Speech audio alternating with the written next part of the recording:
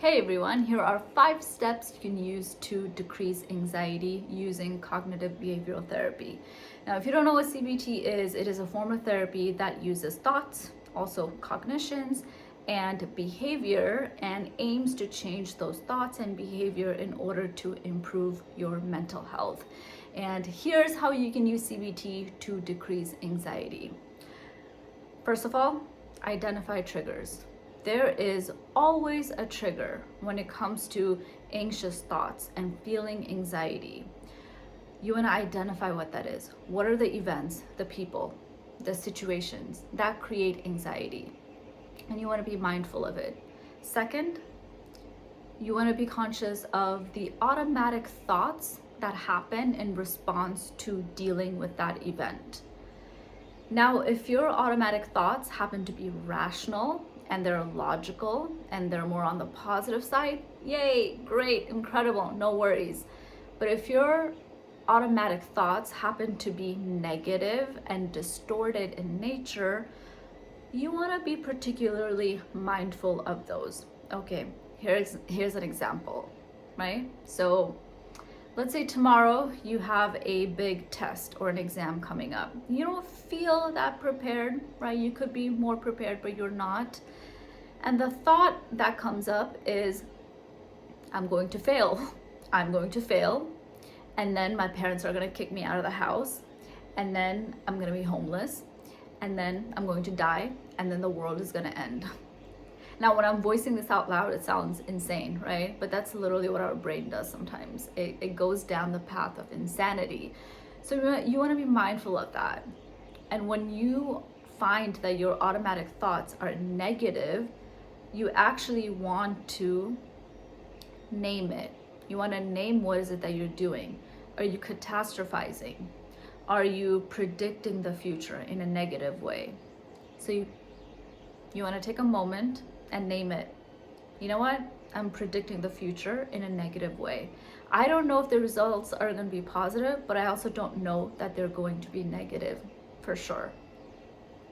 And the third step is to reframe with a rational response. Now, keep in mind, the reframing part is not always positive, right? We're not talking about negative versus positive. We're talking about logical versus illogical. We're talking about replacing the automatic negative thoughts with a rational response. That's the key word here, rational response.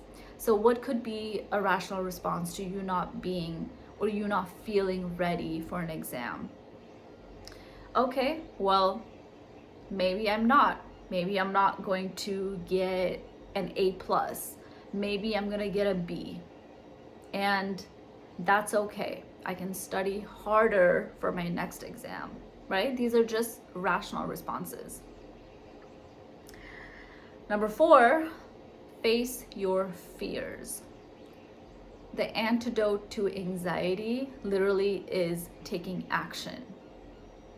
You want to write down what is it that you're afraid of, from the least feared to the most feared, and go down the list. Start with something that is not that frightening to you, and then work your way up to something that feels really, really frightening. And number 5, slow down. Slow down. Be okay with being bored. Honestly, we live in a culture where we are bombarded with so much, and we feel like we have to do something, be somebody, know everything all the time. And that is absolute insanity. It is impossible. So slow down. It's okay if you miss out on some information. It's okay if you don't know certain things. You don't have to know everything. It's okay. Be absolutely okay with being bored. And you know what? While you're slowing down, also develop a habit of being kind to yourself. Really learn how to love yourself.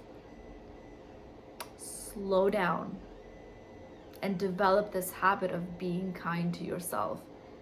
Because you know what? You have to live with yourself for the rest of your life. However long you have, you gotta live with that. So learn how to create peace within yourself. I hope this was helpful. If you want to see more videos, please subscribe. Thank you.